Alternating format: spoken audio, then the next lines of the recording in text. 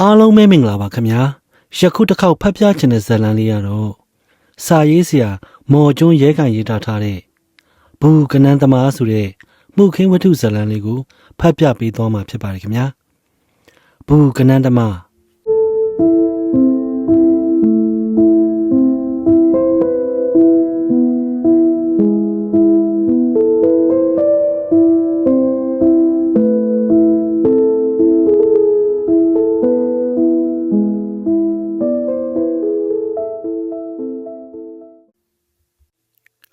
သူရိန်နေမင်းကြီးသည်တစ်ပင်တရွက်တို့အကြားထိုးဖောက်ဝင်ရောက်လာ၏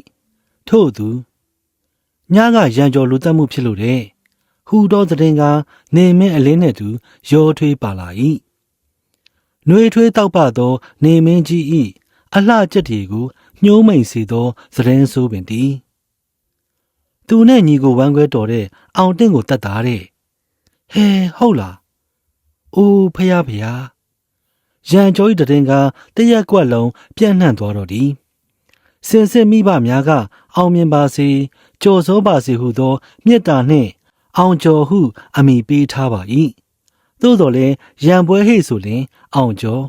မကြာခဏရန်ဖြစ်တတ်သောကြောင့်အောင်ကျော်အမိပြောက်ကရန်ကျော်အမိကကင်ပုံးမတက်ပဲထွက်လာခဲ့ခြင်းပင်ရန်ကျော်သည်ကိုရေးရာဆိုပေမကောင်းသူဟုဆိုရချင်မည်ငယ်စဉ်ကကြောင်းထားပါတော့လေ15နှစ်သားအထိစတုဒ္ဒတန်းကကြော်တက်မလာခဲ့ပြီမကြာခဏရန်ဖြစ်မှုလောင်ကစားမှုများကြောင့်လှိုက်ရှင်းရသောမိဘများ၏ဒုက္ခကမသေးလှပြီ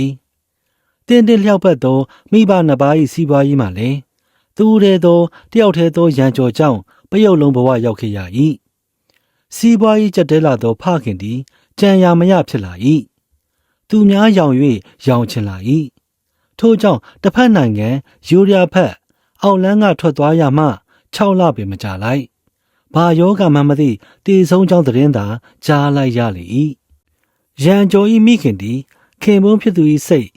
ရန်ကျော်စိုးမိုက်မှုဒဏ်တို့ကြောင့်ရန်ကျော်အသက်20ခန့်တွင်တမလွန်ရောက်ခဲ့ရပြန်သည်ရန်ကျော်ကစိုးနေမြင်မှိုက်နေစေ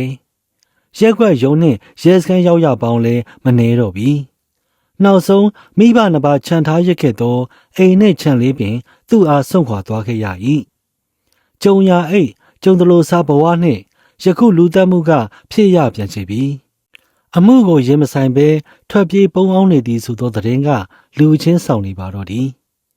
မြေအောက်လက်စစ်တအားလိုင်းပေါက်၍လက်စစ်ဝန်ထမ်းများတူးဖော်ပြင်ဆင်နေရ၏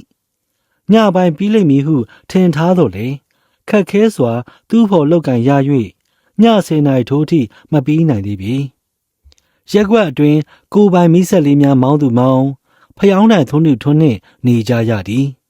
ဥက္ကဋ္ဌဦးတောင်းတင်သောရက်ွက်ရုံးတွင်လည်းဓာတ်စီမီးဆက်ကလေးမောင်းထားရ၏ဦးတောင်းတင်တဲ့တလန်းသေးသားဖြစ်သောရာအိမ်မှုကိုအားနှင့်ရုံးကိုဝင်လာချိန်နှင့်မီးလာချိန်မှာတစ်ချိန်တည်းဖြစ်သွား၏ဟဲ့အောင်အာနီမင်းကတဲဟုတ်ပါလားမီးကိုပါတခါတည်းခေါ်လာတာပဲဥက္ကဋ္ဌကြီးရေမီးလာတာမလာတာအသာထားအောင်ဟိုကောင်ရန်ကျော်တော့ဂျုံမွေလိုက်ပြန်ပြီဗျာဟေးဟုတ်တယ်ဂျုံမစနေဂျိုဗျာကိုအားနေစကားကြောင့်ဥက္ကဋ္ဌမျက်လုံးများပင့်သက်သွားပြီဆိုပါအောင်ကွာဘယ်လိုဂျုံမွေလိုက်ပြန်တာလဲလူတက်ပြီးထွက်ပြေးသွားတာတက်ခဲ့တာမှသူနဲ့ညီကိုတော်တဲ့အောင်တင့်ကိုတက်ခဲ့တာဟာတေချာရဲ့လားအာနီယာဦးတောင်းတင်တေချာရန်မေးလိုက်ခြင်းပင်တေချာတာမှကျွန်တော်မျက်စိနဲ့မြင်ခဲ့တာအဝမှာအခုရှိတယ်ညှို့ဝင်းကိုခုံမေးကြည့်ဒုက္ခပါပဲကွာကဲပြောပါဦးမင်းမြင်ခဲ့တာကို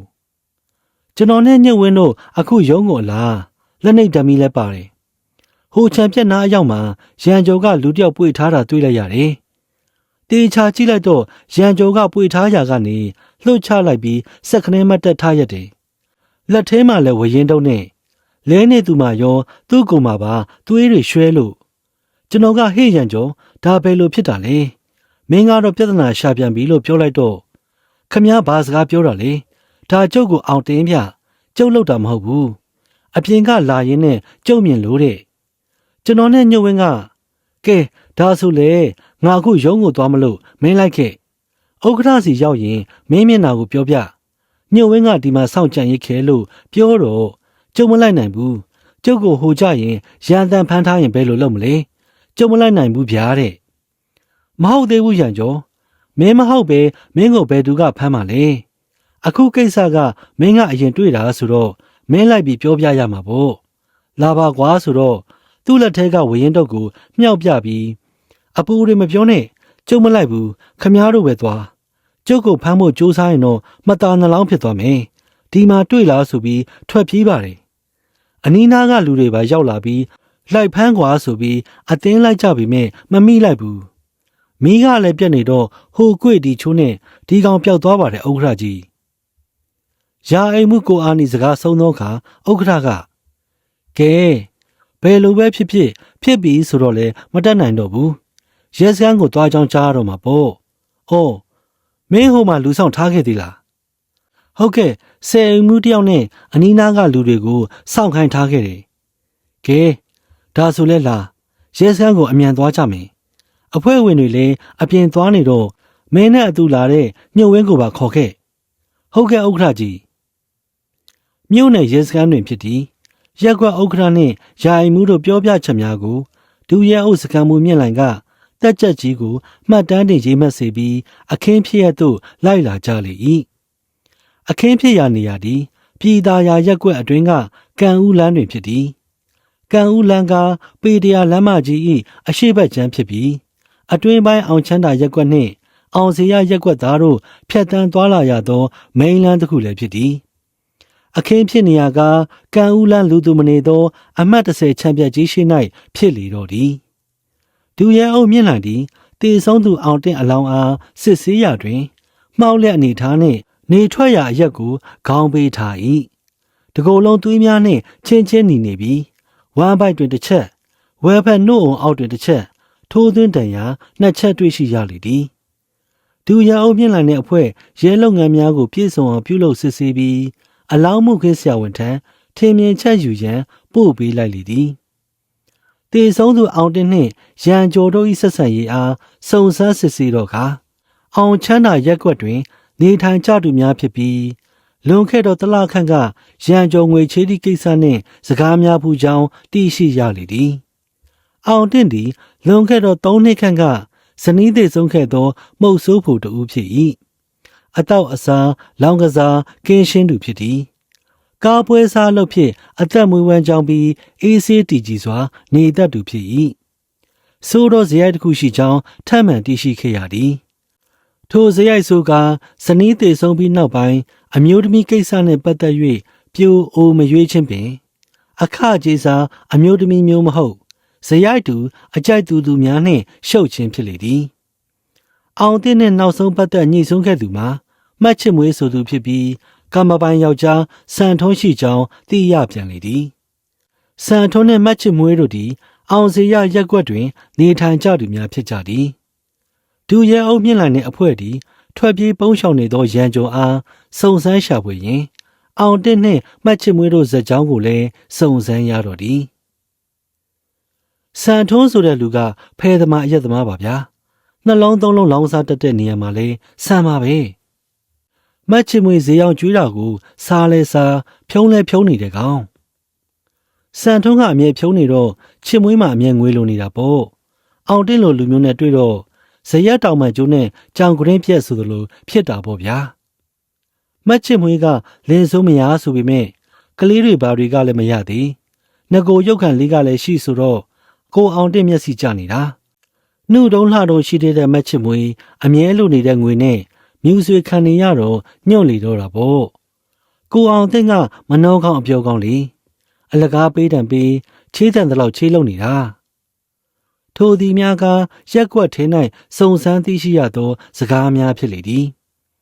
မတ်ချစ်မွေးနှင့်အောင်တင်းတို့ဖောက်ပြန်နေကြောင်းစံထုံးသိတော်ကားမတ်ချစ်မွေးအားတားဆီးရမှလင်မယားစကားများကြပြီးစံထုံးကရိုက်နှံ့၏နောက်မဆုတ်ပါကနှစ်ဦးစလုံးဓားဖြစ်ထိုးသက်မိဟုချိန်မောင်းခဲ့ကြောင်းစံထုံးနှင့်အိမ်နီးချင်းများထံမှထပ်မံသိရှိခဲ့ရပြန်သည်ဒူရဲအုပ်မြင့်လန်သည်အမှုနှင့်ဆက်နွယ်ပတ်သက်နိုင်သောအကြောင်းများကိုတစ်ခုချင်းချိတ်ဆက်စဉ်းစားနေ၏စံထုံးအားစုံစမ်းထောက်လှမ်းကြည့်ရမည် လူအပ်ပါကဖန်စီစစ်ဆေးရပင်စီစဉ်ရတော့သည်အချိန်ဒီည9နာရီခန့်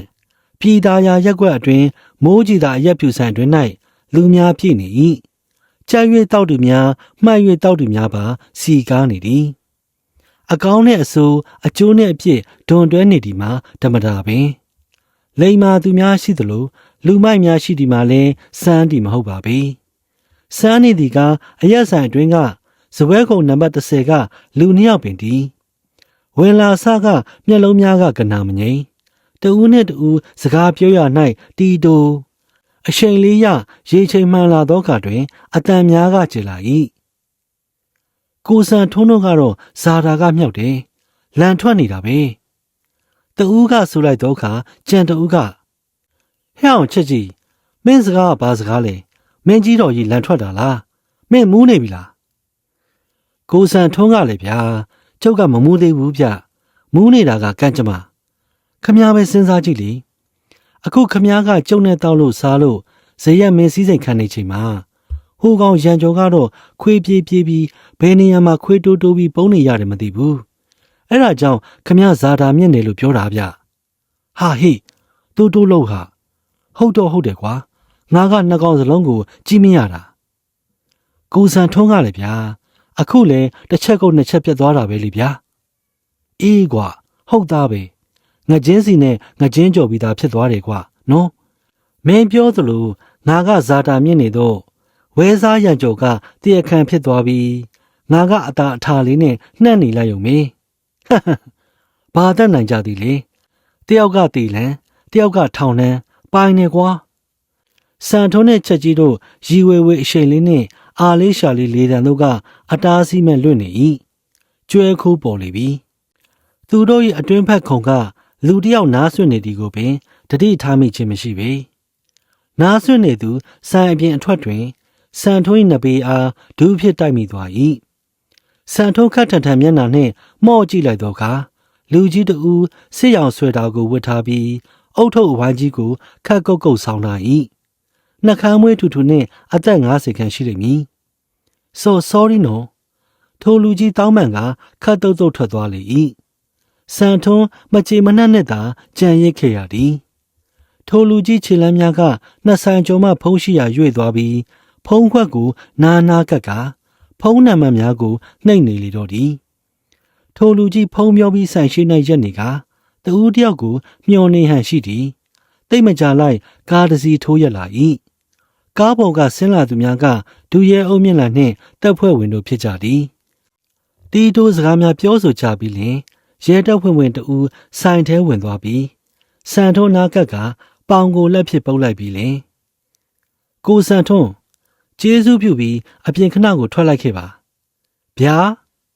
စံထုံးရုတ်တရက်လန့်သွား၏တောက်ထားသောအရှိန်လေးပင်ပြေးချင်သွားလေသည်ပြီးမှမျက်နှာမူရာကိုပြင်ကားဆိုင်ပြင်ထွက်လိုက်ခဲ့၏အပြင်ရောက်လင်ရောက်ချင်းဒူရဲအုံမြင့်လာ၏လက်ထိတ်ကစံထုံးလက်ပေါ်ကြောက်ခနဲရောက်သွား၏ဒါဘာလို့တာလဲဗျကျွန်တော်မှဘာပြစ်ရှိလို့လဲဗျစံထုံးအထိတ်တလန့်ပြောလိုက်ခြင်းပင်ဒူရဲအုံမြင့်လန်ကခတ်ပြုံပြုံလေးလှုပ်နေ၏ရဲတပ်ဖွဲ့ဝင်2ဦးကအဖော်ချက်ကြီးကိုပါချုပ်ကန်လိုက်သည်ဘာပြစ်ရှိလို့လဲဟုတ်လားအောင်တင့်ကိုမင်းကိုယ်တိုင်တက်လိုက်တဲ့အပြစ်လေကွာဟာကျွန်တော်နဲ့ဘာဆိုင်လို့လဲဗျခမည်းတော်ယူနေကြပြီလားအောင်တင့်ကိုရန်ကျော်တက်တာမြင်တဲ့လူလည်းရှိတယ်တရက်ကွက်လုံးနဲ့တီးနေကြတာပဲဗျဒူရဲအုပ်မြင့်လန်ကပြုံးနေစေစစ်ဆွေတာနဲ့လူကခမည်းအပူတွေပြုံးနေနေတော့ကိုစံထွန်းခမည်းတို့ပြောတာကြုတ်ကြားပြီးပြီဒါကြောင့်ကြုတ်ပဲဒီဆရာတွေကိုလှမ်းကြောင်းကြားခေါ်လိုက်တာ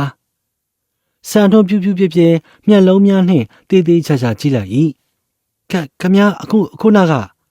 ဟုတ်တယ်လေဗျာခမည်းနဘေးကိုတမင်တကာဒူးနဲ့တောင်တိုက်ခဲ့သေးတယ်လေဗျာဟုတ်တယ်ကျွန်တော်ကိုတိုက်တာခမည်းဘယ်သူလဲကျွန်တော်တို့ကရောဘာပြောမိလို့လဲဗျကျုပ်ဘဒူဆိုတာသိချင်ရင်အရင်ကြည့်ဗျာဆွဲတာဝစ်လူကြီးကအေးဆေးစွာအုတ်ထုပ်ကိုချွတ်တက်ထားသောနှကမ်းဝဲအတုကြီးကိုခွာလိုက်တော့ခါတွင်ဟာမင်းဟဲ့မင်းစံထွန်းအားသင့်ကစကားများကအထစ်ထစ်နှင့်ရှေ့မဆက်နိုင်တော့ရဲတပ်ဖွဲ့ဝင်များကရုပ်ဖြတ်သားသူကိုတလဲ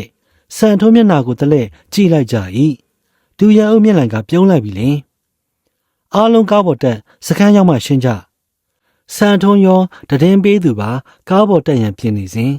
ချက်ကြီးကတစကန်းထတော့သည်ဆရာတို့ရဲ့ကြုံမလိုက်ပြစီနဲ့ဒီကိစ္စကကြုံမပါပါဘူးဗျာစောစောကအရက်တောင်းရင်နဲ့ကိုစံထုံးပြောပြမှသိရတာပါတကယ်ဖျားစုပါဆရာတို့ရဲ့ကဲပါစခန်းရောက်မှရှင်းလို့ပြောပြီးပြီပဲတော်ကြဘေးလူတွေကဝိုင်းဝင်လာလိမ့်မယ်လာမေးဆရာရှိတာမေးပြီးမင်းမပါရင်မင်းကိုပြန်လွှတ်ပေးမှာပါကဲတက်ချက်ကြီးမငင်းတာတော့စံထုံးလဲခေါင်းငိုက်ဆိုင်နဲ့ကားပေါ်ပါသွားလေတော့သည်ဟုတ်ပါတယ်ဆရာကျွန်တော်တက်လိုက်မိပါတယ်ကျွန်တော်မိမချစ်မွေးနဲ့အောင်တင်းတို့ဖောက်ပြန်နေတာချက်ကြီးပြောပြလို့သိရတာပါကျွန်တော်ကမိမကိုရှေ့ဆက်မတိုးဖို့တားပါသေးတယ်မရပါဘူး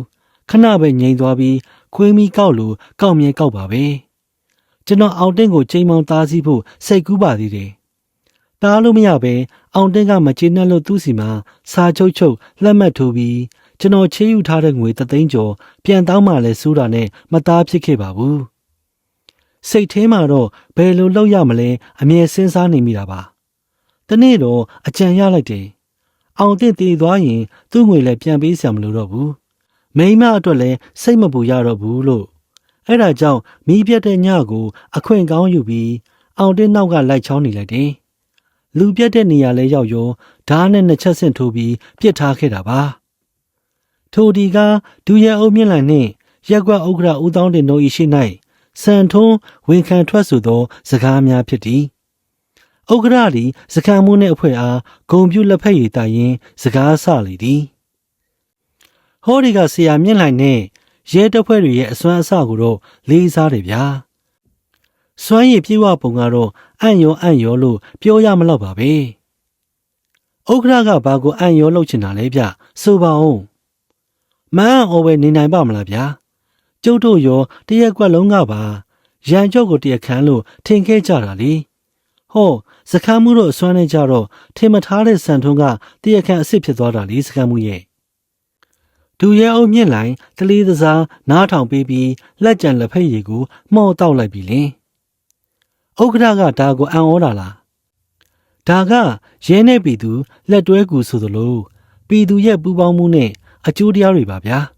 တခုပြောရအောင်မယ်ဥက္ကဋ္ဌကအံ့ဩမလားမသိဘူးကျွန်တော်တို့စံထုံးကိုဖမ်းဆီးစစ်ဆေးဖို့ပြင်ဆင်နေချိန်မှာ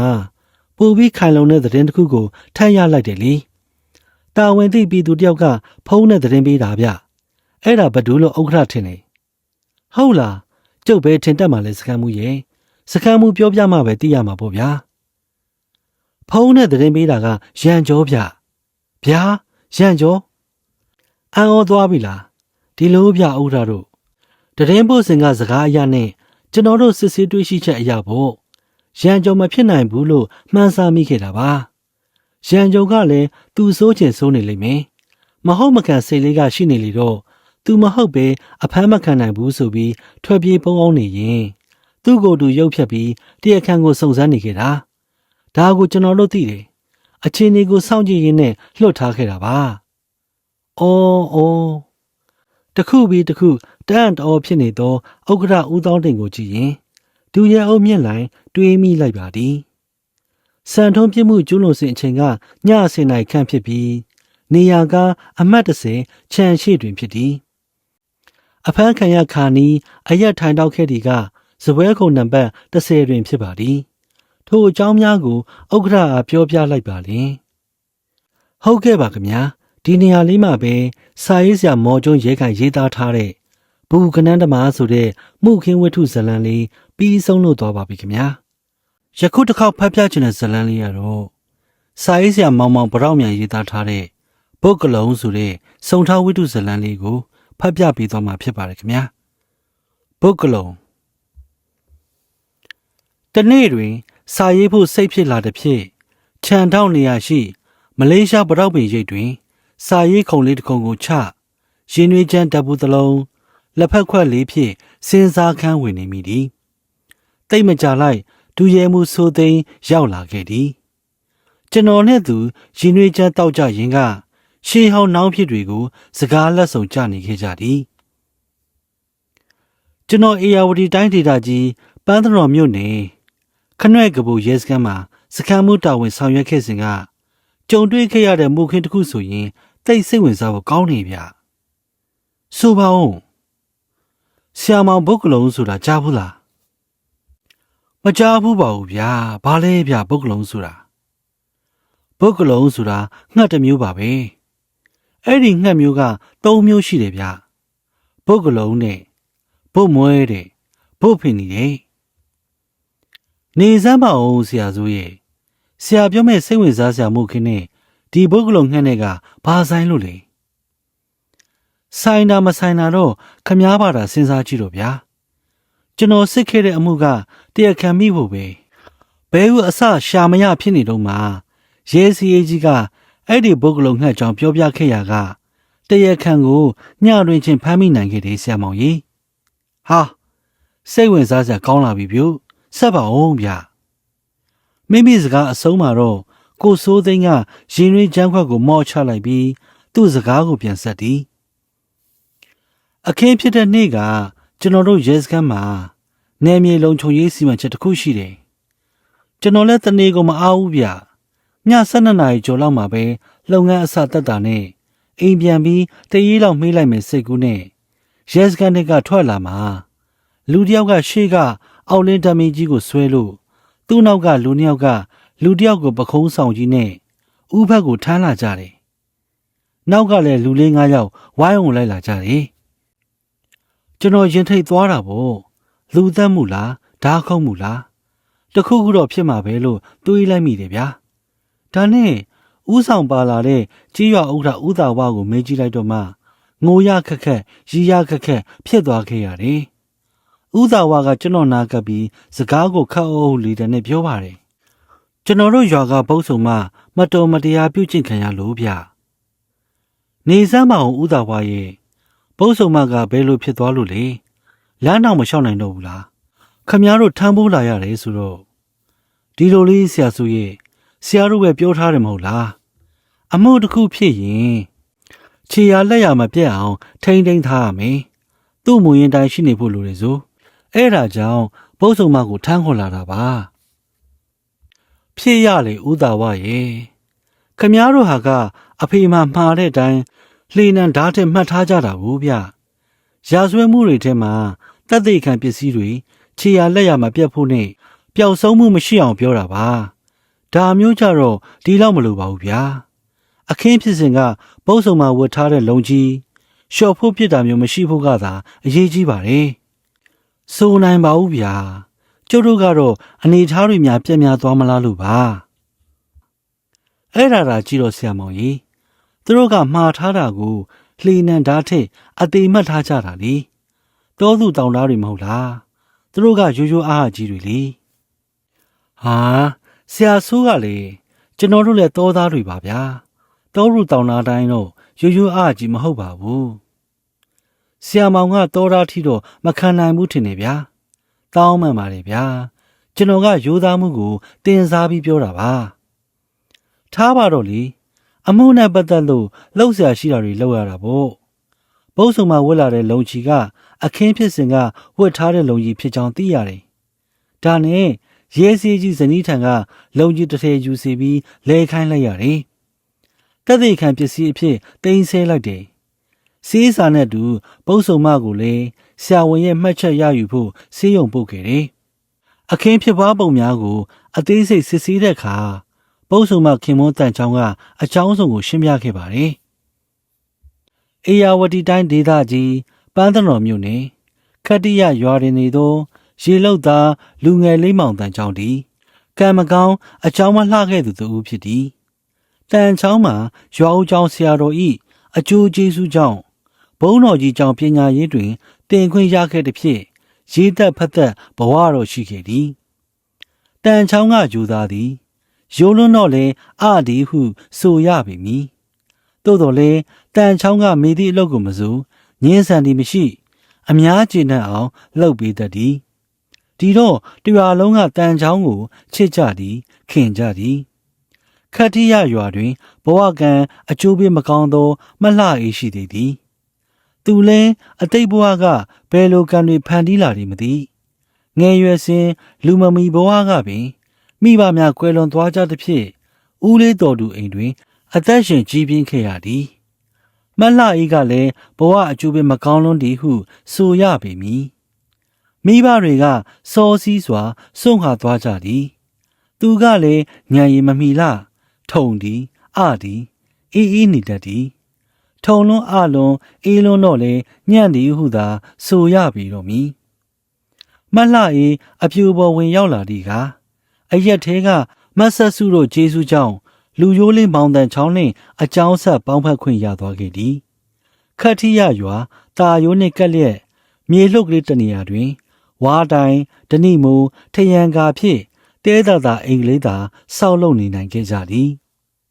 နှစ်ယောက်စလုံးကရိုးရိုးအေးအေးအတိညာအားနည်းသူများဆိုတော့တိုးတက်မှုကမရှိလားရရဆဆဝါဝါမျိုးမျိုးတဘောမျှသာရှိသည်သူ့မှာလှကျင်ပကျင်ကြွားကျင်ဝါကျင်စိတ်မရှိလောဘဒေါသမောဟတွေလည်းကင်းသည်သူ့ဘဝမှာတန်ချောင်းသာလင်ကျေးဇူးရှင်တန်ချောင်းသာလင်ကဲ့တင်ရှင်တန်ချောင်းသာလင်ချစ်တော်လင်ဖြစ်သည်မလှ၏ဘဝလောကနိဗ္ဗာန်သို့ရောက်နေသည်နှင့်ဘာမျှအပူပင်မရှိအိတ်လိုက်စားပြန်တော့လဲဘာနဲ့ပဲဆဆဝင်သည်မလှ၏တနေ့တခြားဝလာလိုက်ဒီမှာအမခန်းဖြစ်သည်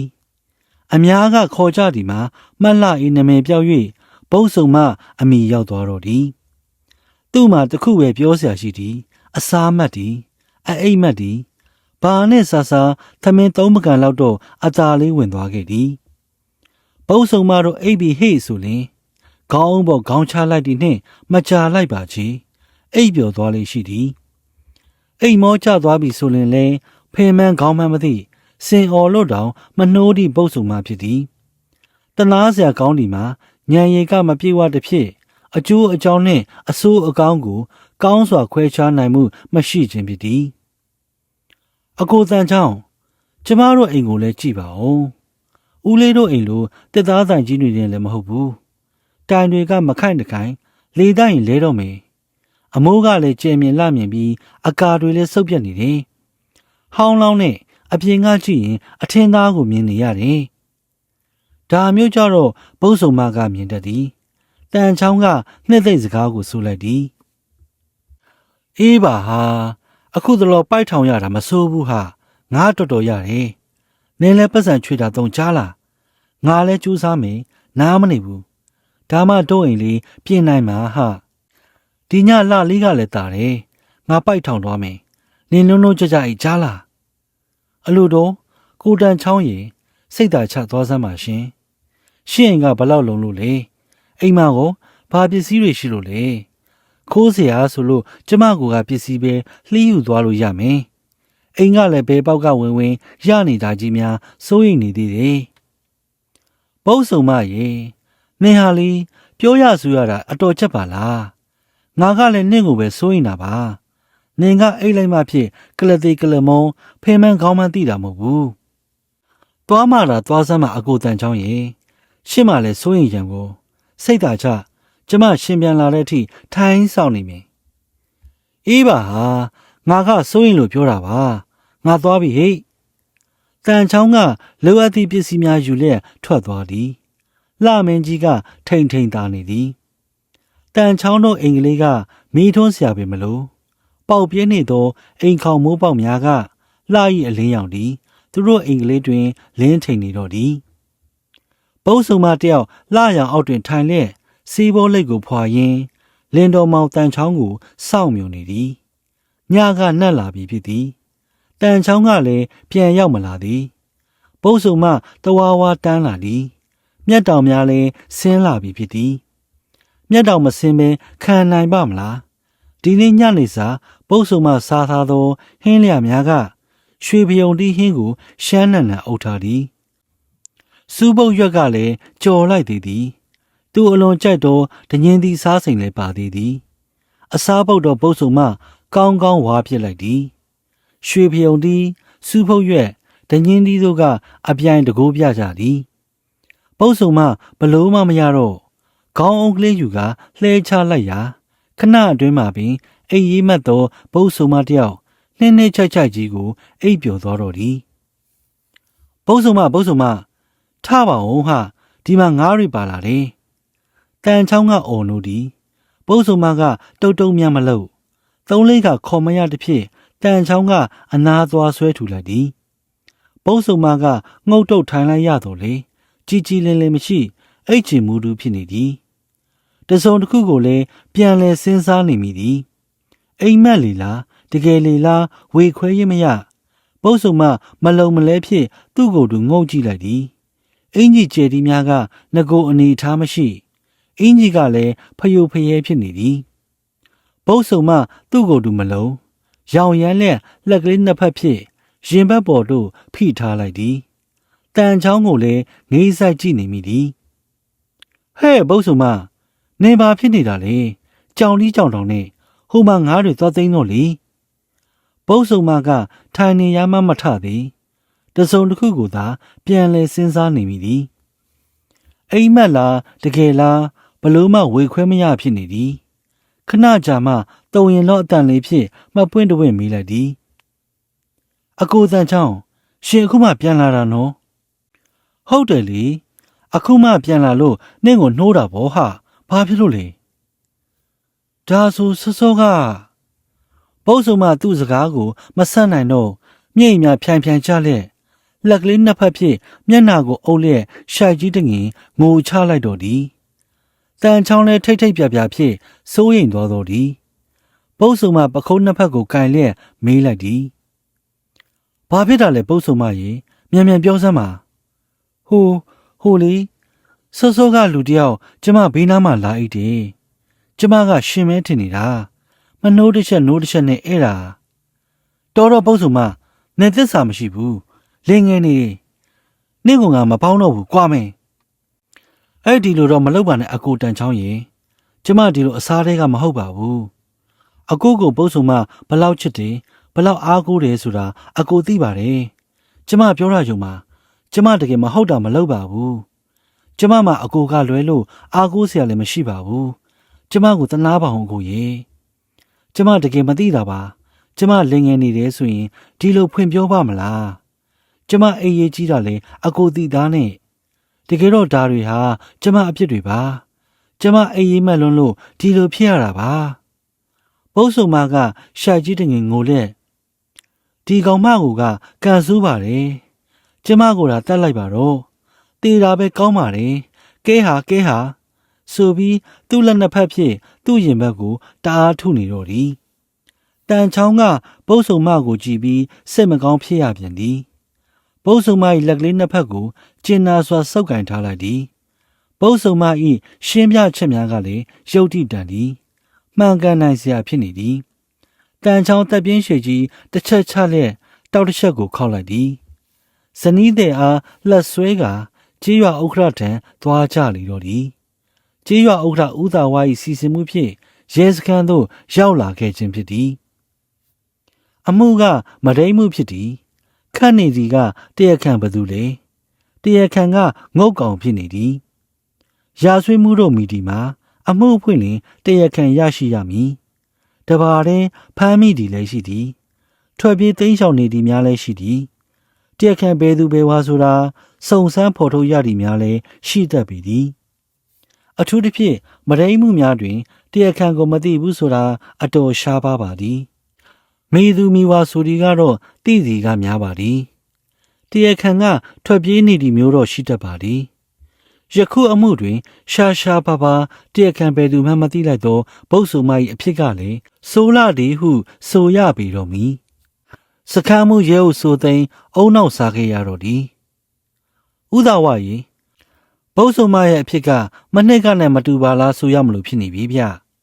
ဒါကအမှုကြီးမျိုးဝင်မဒိမှုဗျတရားစွဲနိုင်မှာဖြစ်မှာအခုပုပ်ဆုံလှုပ်လိုက်ပုံကတရားခံဖမ်းနိုင်ဖို့ဘဲဟုအစရှာမရတဲ့ကိစ္စနေတယ်စိတ်ကုန်ပါတယ်ဗျာစခန်းမှုရဲဟုဆိုသိမ်းကတရားခံဖမ်းတရားစွဲတင်နိုင်ရေးအတွက်ရင်လေးစွာဖြင့်ညှင်းညူလိုက်သည်စိတ်မကုန်ပါနဲ့ဆရာရင်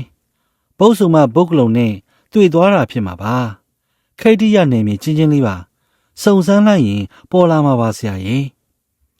ရဲစရေးကြီး၏အမှတ်မထင်ပြောလိုက်သောစကားကြောင့်စခန်းမှုရဲဟုစိုးသိန်း၏ခေါင်းထဲအလင်းတန်းတစ်ခုဝင်လာခဲ့လေပြီဟုတ်ပြီပုတ်ကလုံးဒီငှက်ကအချောင်တမဒီတော့စခန်းမှုရဲဟုစိုးသိန်းကြာစဉ်းစားမနေတော့အချိန်မီတရခန့်ဖမ်းမိရေးကအရေးကြီးသည်ကြေးရွာဥက္ကဋ္ဌဦးသာဝါနှင့်အဖွဲ့ကိုခေါ်၍နယ်မြေတွင်ထွက်လာခဲ့ကြသည်ခိတ်ထိရရဲစခန်းပိုင်တွင်ရဲကင်းတကင်းရှိသည်အချက်အချာကျသောနေရာတွင်ဖြစ်သည်လူသွားလူလာဖြတ်တန်းသွားလာမှုကိုလေ့လာစုံစမ်းလိုက်သည်ရဲကင်းမှု၏ပြောပြချက်အရည7:00 နာရီကျော်ခန့်တွင်ကျော်တွန်းတယောက်သချင်းလေးညင်းရင်ဖြင့်ဖြတ်သွားသည်ကိုတွေးလိုက်ရကြောင်းသိရသည်ဦးသာဝါ၏ပြောပြချက်အရပိုက်ထောင်စားသူကျော်တွန်းသည်လက်ကြောတင်းသူမဟုတ်ကြောင်းလူပေါ်ကျော်အချောင်တမားမိန်းမလည်းရှုပ်ဝေကြောင်းမိန်းမတယောက်ပြီးတယောက်ယူသည်အတီတကြပေါင်းတင်းတာမရှိကြောင်းသူယူတဲ့မိန်းမတွေကလည်းမှုတ်ဆိုးမှတလင်ကွာအိမ်ထောင်ပြက်သွေတာဖြစ်ကြောင်းဒီကောင်အလွန်သက်သာမဲ့ပြီးလင်ရှိမိန်းမတွေကိုလည်းကြာကူလီလှုပ်သက်သေးကြောင်းဒါကြောင့်ဒီကောင်ကိုပုတ်ကလုံးကျော်တွန်းဟုနောက်ပြောင်ခေါ်လေးရှိကြကြောင်းမိကောင်းဖခင်အမျိုးသမီးတွေကတော့ဒီကောင်ကိုအရောတဝင်မလှုပ်ကြကြောင်းခက်ကင်းကင်းပဲနေတတ်ကြကြောင်းသိရသည်ကျော်တွန်းတန်ချောင်းပုတ်ဆုံမတို့ခင်မင်ကြပြီးတန်ချောင်းတို့အိမ်တို့လည်းအချိန်မရွေးဝင်ထွက်သွားလာတဲ့ကြောင်းသိရပြန်သည်တေချာသွားပြီးမို့ကျော်တွန်းအိမ်တို့သွားကြလေတော့သည်ဦးသာဝါကတကားခောက်၍ခေါ်လိုက်သည်ကျော်တွန်းအိပ်ပျော်သေးပုံမပေါ်သေးချက်ချင်းထ၍တကားဖွင့်ပေးသည်ဘာကိစ္စရှိလို့ပါလဲကျွန်တော်မဟုတ်တာဘာမှမလုပ်ပါဘူးကျော်တွန်းကထိတ်ပြပြထစ်ငေါ့ဖြစ်ပြောသည်စကားထဲကဇာတိပါနေပြီလို့စကမ်းမှုရဲဟုဆိုသိမ်းတွေးလိုက်မိသည်အတန်ကိုတမင်မြင့်၍မေးလိုက်သည်ဟဲ့အောင်ကျော်တွန်းတို့ကမင်းကိုဘာမှမမေးရသေးပါလားမင်းကဘာကြောင့်ထိတ်ပြပြနဲ့ဒီစကားကိုပြောရတာလဲကျွန်တော်စိုးရိမ်လို့ပါမင်းကဘာကိုစိုးရိမ်နေတာလဲကွာဟိုထိုမေးခွန်းကိုကျော်တွန်းချက်ချင်းမဖြေနိုင်ပင်ထစ်ငေါ့ဖြင့်ကြောင်ငင်းဖြစ်နေသည်စကားမှုဆိုသိန်းတဘောပေါက်သွားလေသည်စကားမှုရဲဟုဆိုသိန်းကကျော်တွန်းကြောင်ပိတ်သွားစေသည့်မေးခွန်းကိုမေးချလိုက်သည်ကျော်တွန်းမင်းငါနာမည်ကိုကြားဘူးတယ်နော်မင်းလိန်မင်းညာမယ်တော့စိတ်မကူးနဲ့လိန်နေဆိုတာပေါ်စမြဲပဲကွာအလိန်ပေါ်ရင်မင်းမလွယ်ဘူးနော်ငါအမှန်ကိုပဲသိချင်တယ်မင်းဒီညဘယ်ကိုသွားသေးသလဲကျော်တွန်းတွေ့သွားသည်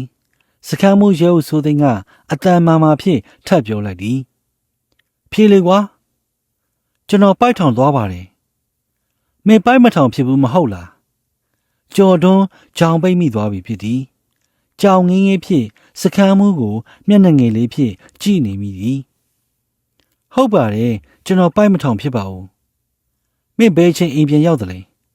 တိတ်မကြသေးပါဘူးရဲကင်းကတန်ချောင်းခောက်တန်12ချက်ကြားပါတယ်အဲ့ရထဲလှဲယုံရှိသေးတယ်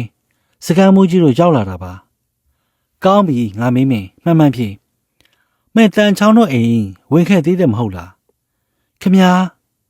ကျော်တွန်းမမျော်လင့်သောစကားကိုကြားလိုက်ရတဲ့ဖြင့်အာမေရိတ်တံပင်ထွက်သွားလေသည်သူ့မျက်နှာမလုံမလဲပုံစံမျိုးလဲဖြစ်သွားလေသည်သူ့ထံမှချက်ချင်းအဖြေထွက်မလားမေးတော့ဖြေလေကွာကျွန်တော်ဝင်ခဲ့ပါတယ်တန်ချောင်းလဲပိုက်ထောင်သွားတယ်ထင်ပါတယ်ပိုးဆုံမတယောက်တည်းအိတ်နေတာတွေ့လို့ကျွန်တော်ပြန်ခဲ့ပါတယ်